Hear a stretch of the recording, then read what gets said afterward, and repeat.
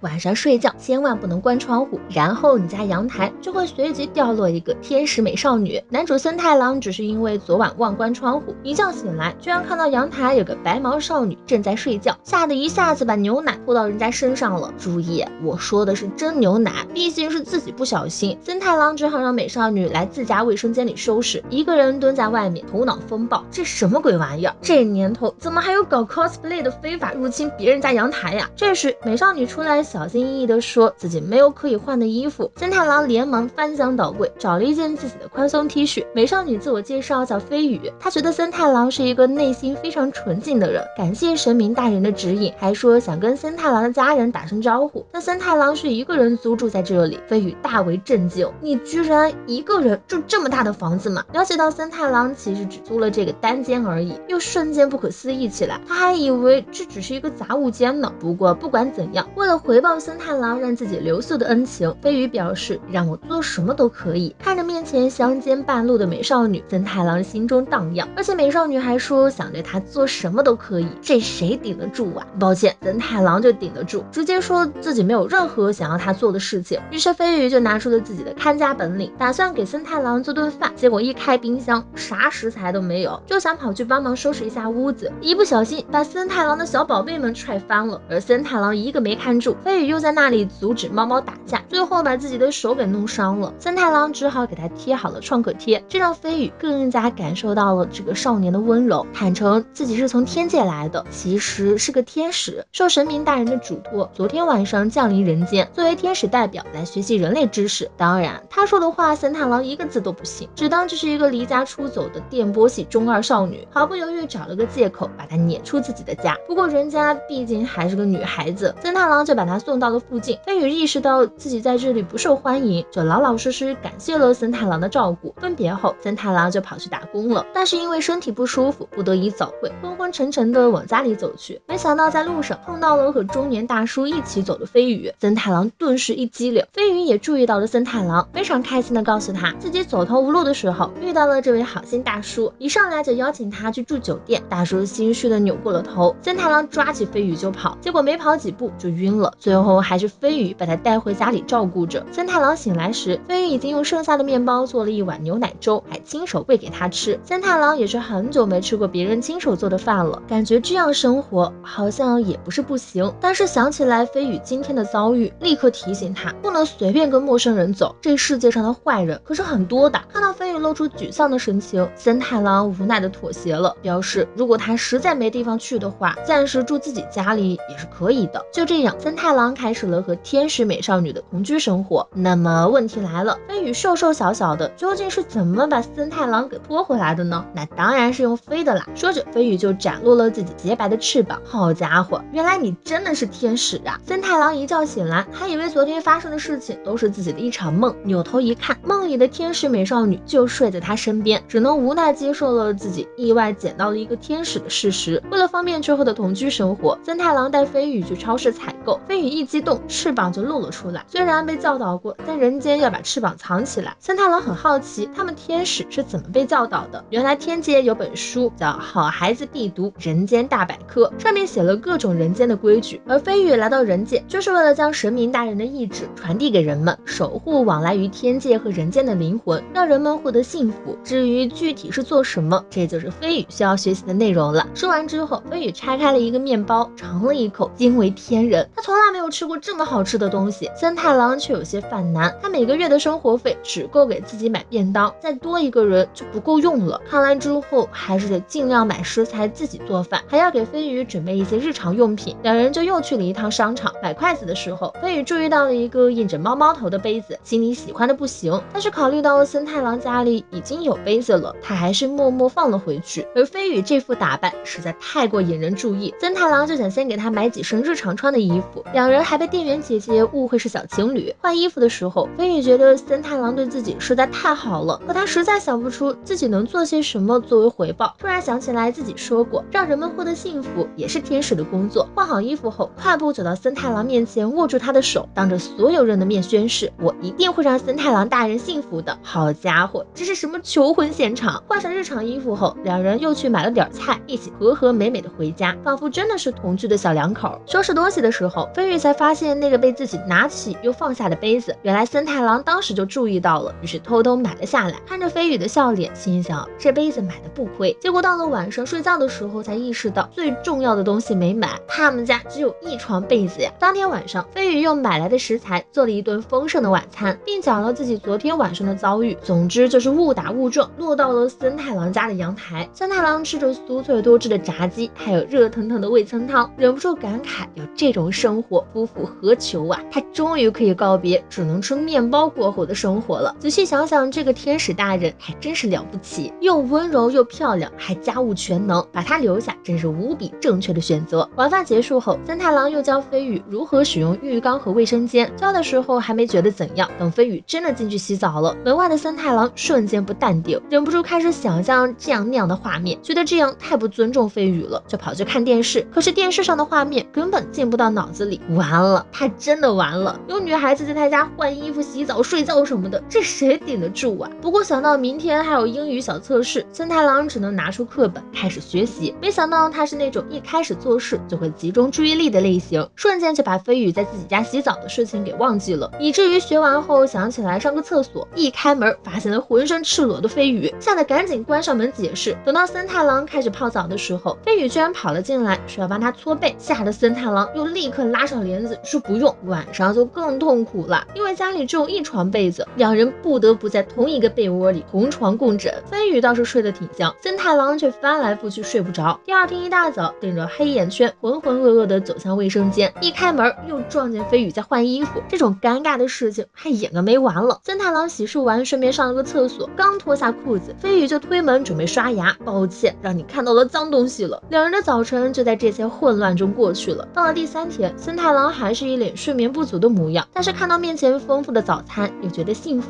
吃饱喝足后，他就准备上学去了。飞宇也是这才知道，森太郎还是个高1学生，本来想跟他一起去学校的，可森太郎说什么也不同意。这么一个美少女跟在他身边，肯定会引起轩然大波的。他让飞宇留在家里做些自己想做的事情，飞宇只能乖乖留了下来。走在去学校的路上，森太郎才感觉自己今天好像吃得太撑了，结果损友还猝不及防一巴掌拍在了他背上，害得他差点吐出来。紧接着另一个女同学也走了过来，关切地问他要不要紧。这两人分别叫修一和小愁，小愁一看就是对森太郎有好感的，但其实他跟修一才是青梅竹马。3个人就一边聊一边往学校走去，而留在家里的飞宇等森太郎一离开就开始无聊了，干脆把森太郎的单身小公寓做了个大扫除。可此时才刚过11点，明明分别才3个小时，飞宇就已经非常想念森太郎了。突然想起来森太郎早上走的时候好像没带饭，他走之前说傍晚才会回来，那中午要怎么办呢？飞宇忍不住脑补了森太郎饿晕在地上的场景，饿肚子的森太郎怎么可能幸福，立刻冲进厨房开始做便当。此时森太郎他们也到了午饭时间，修一和小愁都有各自的便当，只有森太郎拿着一盒蔬菜汁，他解释是因为早上吃的太多，现在没胃口，而且要是饿的话等会儿会去买面包。小愁就担心森太郎每天都这样会营养不足，主动提出自己可以帮他做便当，反正做1份是做2份也是做，对森太郎的好感已经不加掩饰了。偏偏旁边的修一很没有眼色，非得让小愁顺便给他也做1份，反正做2份是做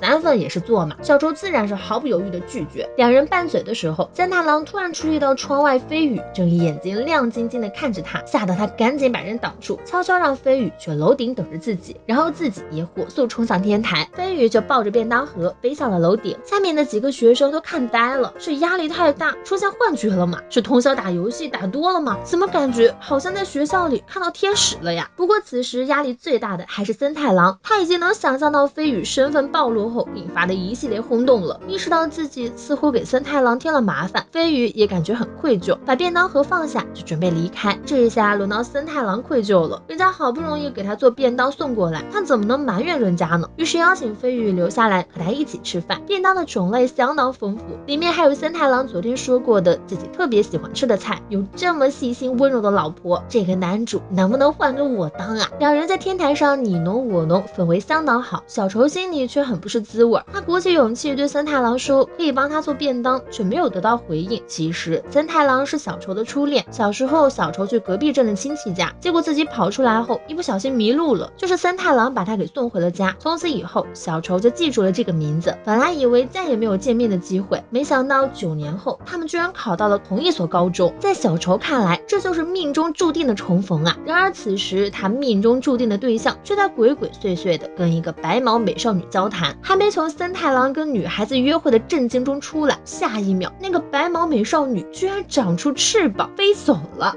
天使美少女上门给我洗胖子。自从把飞鱼捡回家之后，森太郎的生活过得那叫一个滋润，洗衣服做饭这种事情就不多说了，居然连胖子都给包办了。森太郎拿起来一看，上面还多了只小熊。飞鱼解释，因为看到胖子破了个洞，自己就顺手给缝上了。这一下森太郎更加羞耻，从那天之后每次都是在浴室洗完澡后直接就把胖子洗了。另一边，小仇一直在惦记着那天看到的场景，怎么会有人类长着翅膀还会飞呢？而且那个女孩还跟森太郎很亲密的样子，该不会是自己的情敌吧？于是为了尽快攻略森太郎，小仇打算第二天再问问森太郎需不需要自己帮忙做便当。结果森太郎带了飞羽专门为他准备的便当，还说会做好晚饭等他回来。但是森太郎想起来自己今天还要打工，到家估计都9点多了。不过如果回来后能吃到飞羽做的晚饭，他一定会很幸福。说这话只是糊弄飞羽，不想让他再找到自己打工的地方。到了中午，修一和小仇都注意到了森太郎的便当。森太郎解释是自己扶老奶奶过马路得到的回礼，结果一开盖子，上面还写着森太郎大人要加油哦，一看就不是老太太做的。小仇人都傻了，自己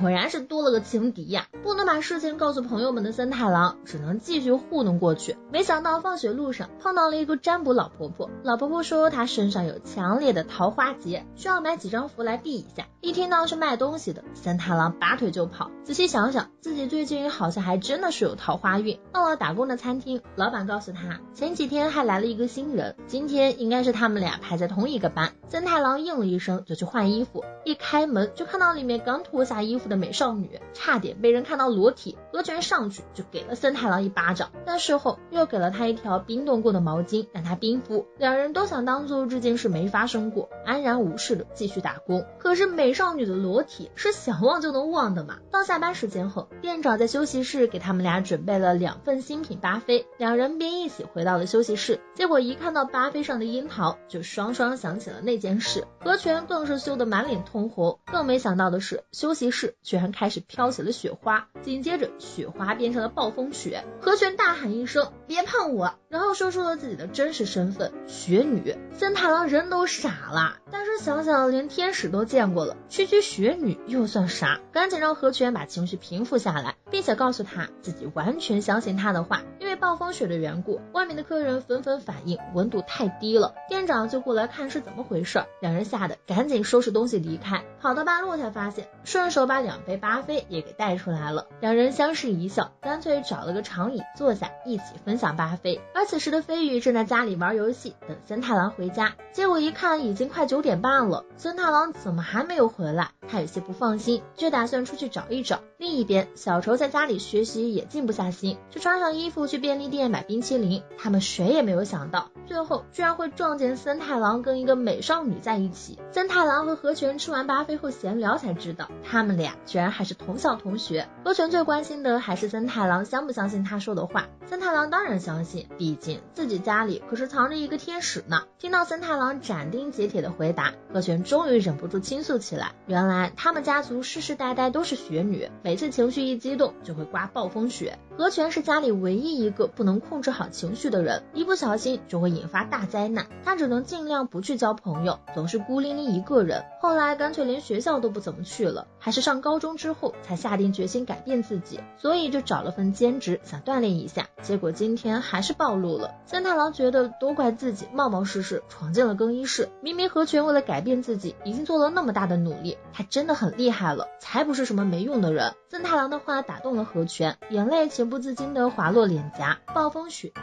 随之停止。这还是他第一次把自己的身份告诉别人，也是第一次受到这样善意的评价，这让河泉忍不住请求森太郎能不能和自己做朋友。森太郎当然没理由拒绝，两人还互相交换了名字。突然森太郎想起了一个严重的问题，雪女不是被人知道真身就会融化消失吗？好在事实并没有传说中那么夸张。就在这时，一根羽毛飘落下来，两人抬头一看，我去，天使！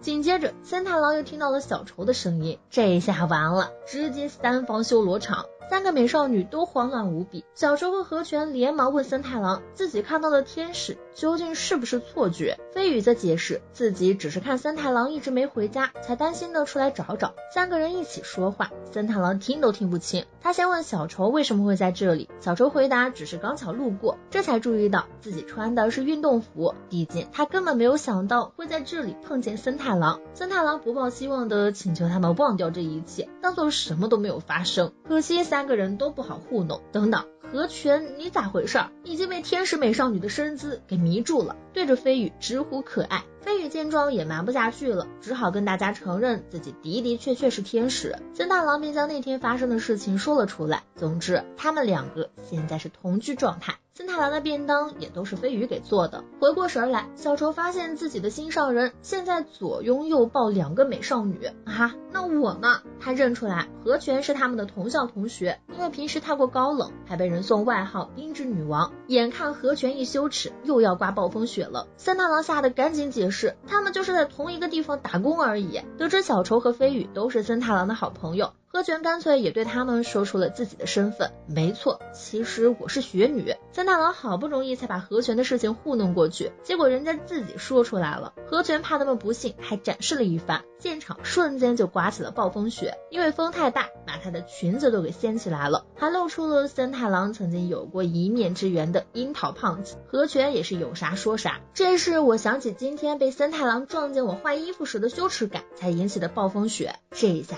森太郎是有嘴也说不清了，赶紧安抚和泉，让他先把暴风雪停下来。不是说好要对这件事保密吗？怎么就自己说出来了？和泉是觉得飞羽都把自己是天使这个秘密分享给他们了，自己要是还藏着掖着，也太不讲义气了。更何况他们2人都是森太郎的好朋友，那也就是自己的好朋友。看到他们都如此坦诚，这下小愁也不得不说出自己的秘密了。森太郎心头一紧，你也来？结果小愁说的是他小学5年级还尿床的事情。不是啊，妹子，这种事情就没必要说出来了呀。总之互相分享过秘密之后，3个美少女也不知不觉成为了好朋友。飞羽还变出翅膀给他们玩。好不容易回到家，飞羽赶紧去做饭，感觉和泉小姐和小愁小姐都是很好的人，肯定是因为森太郎也是个很好的人，所以身边的人都很好。这话说的森太郎都不好意思了。然而当天晚上他就做了个噩梦，因为自己非法藏匿天使和雪女被找上门来，甚至还从他们家搜出了吸血鬼和河童。森太郎和飞羽被迫分离，2人被扛着渐行渐远，搞得他一整晚都没有睡好。第2天只能顶着黑眼圈去了学校。小愁也没好到哪里去，因为他实在是太在意森太郎和女孩子同居这件事儿了。毕竟和泉和飞羽都长得那么可爱，感觉自己毫无胜算。想到这里，小愁干脆 A 了上去，就问森太郎有没有跟他们2个交往。森太郎慌忙否认，声称自己跟他们认识才不久，怎么可能进展这么快。这时修一也走了过来，2人自然不可能把天使和雪女的事情告诉他。森太郎是觉得有可以一起分享秘密的对象，感觉解脱了。小愁是觉得能和森太郎一起保守秘密真是太开心了。到了放学的时候，森太郎看到和泉站在大厅里，原本一脸冷淡，一看到他就绽放了笑脸。他们俩现在可是朋友了，当然要做朋友该做的事情，什么互相等对方，然后一起回家，回家路上还要买东西吃，以及一起写交换日记之类的。第一次交到朋友的和泉明显过于兴奋了，森太郎不得不提醒他，别忘了咱俩还得去打工呢，要不干脆一起去打工的地方算了。和泉却不同意，这可是他第一次和朋友一起回家，必须要完整才行。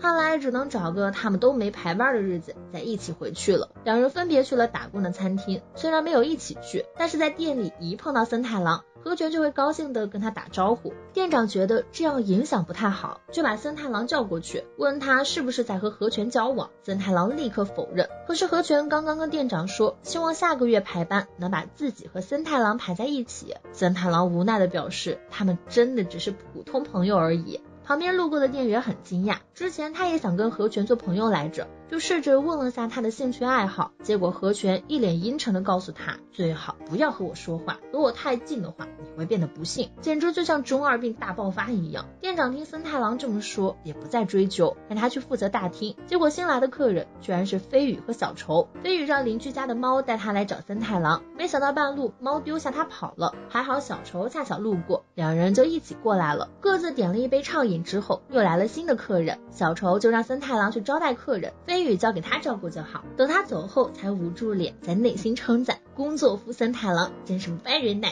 这时店里一位客人喊了声服务员，飞羽以为他需要帮助，就走了过去，小愁赶紧把他拉回去，这是店员要做的事情，他们只需要老老实实坐着就行。这时两人又看到了何泉，何泉一看天使来了，赶紧兴致勃勃的去跟森太郎打招呼。店长觉得他这样影响也不太好，就把何泉叫去谈话，让他在工作期间沉稳一点比较好。何泉大受打击，直接跑去跟森太郎说自己没办法跟他做朋友了。当然仅限打工的时候，毕竟同时处理工作和朋友关系对他来说还是太难了。森太郎也觉得影响工作不太好，就答应了下来，反而让何泉觉得很火大。而飞羽还是第一次来这种家庭餐厅，看什么都稀罕，尤其是夹着芝士的汉堡肉，原来还有这种做法呀。不过家里已经做好晚餐了，他还是不打算在这里点餐。看着可爱又天然的飞羽，小愁的危机感一下子就上来了。虽然森太郎说现在还没和飞羽交往，但是和这么可爱又能干的女孩子同居，谁知道未来会不会呢？其实飞羽一直都不知道打工是什么意思，听小愁说才知道，就是工作的意思。很多学生光靠零花钱很难维持生活，就一边上学一边打工。说完之后，小愁因为喝了太多水不得不跑厕所，飞羽则陷入了沉思。为了能让森太郎可以尽快下班回家，干脆上手了店员的工作。森太郎出来一看，吓得赶紧把他拉走，解释自己是时薪制，就算没活干也不会提早下班的。得知飞羽是担心自己的借住给森太郎带来负担，才不得已打工的。森太郎赶紧解释自己的生活费足够用，打工只是他体验生活的一环而已，而且飞羽已经帮了他很多了。以前他只能吃便利店或者员工餐，现在天天回家都能吃上热乎饭，家里也变得干干净净，有飞羽在，他的幸福感直接提升了好几级。两人和和美美交谈的画面被店长给撞见了，原来森太郎还深陷三角关系，真是青春呐。结果突然听见何泉的声音，要求下个月的排班把他和森太郎错开。咋回事啊，森太郎怎么这就被甩了？